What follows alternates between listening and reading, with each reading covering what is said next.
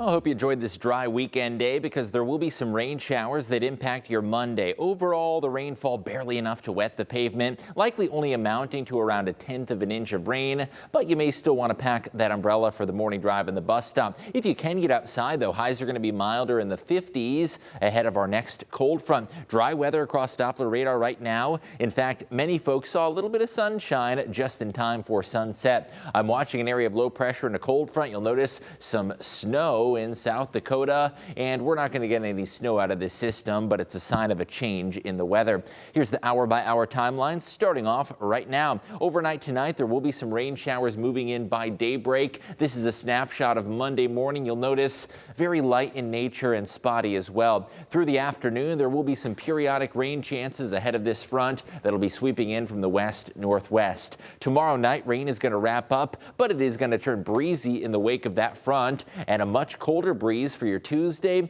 In fact, wind chills are going to be down to the 20s for your Tuesday. So how much rain to expect? The latest data still generally shows about 1/10 of an inch or less with very light showers. A few spots west of Toledo like Wauseon and northwest like Hillsdale could see about 15/100ths of an inch of rainfall, but not a whole lot in terms of rainfall amounts. If you can get outside or don't mind the rain, it's going to be a pretty nice day. 54 degrees expected, not too windy until the evening when that front moves on through.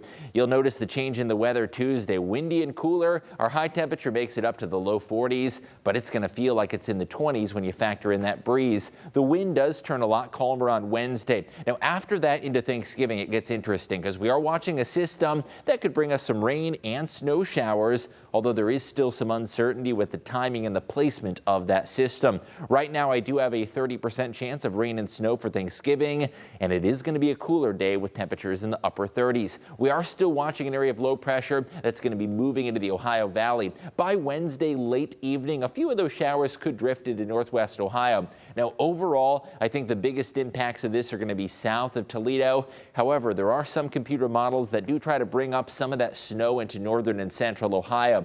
Best chance for any impacts out of that is going to be areas like Findlay and Upper Sandusky far to the south of Toledo. There could still be a few flakes flying Thursday morning for the Dave's Turkey Chase in downtown Toledo here outside the studio. Now, Black Friday, that system is going to ramp up and move off into New England. And if you have friends or family in Pennsylvania, New York, or New England, there could be some accumulating snow Thanksgiving into the holiday weekend. Now, even if we don't see any snow, we will feel the cool down. Temperatures are going to be dipping down to the 20s, if not some nights in the upper teens. So the coldest weather we have felt by a long shot this season, with a cold weather pattern expected. Weather headlines that we are tracking: scattered showers Monday. Again, not very much rain, but it will still be a bit damp outside. That rain snow mix on Thanksgiving. There is still some uncertainty regarding the track, but I do think it's going to feel wintry even if we don't see the brunt of those impacts. And the long range weather pattern does turn sharply colder into early December. You'll see those changes in the forecast here in the 10-day.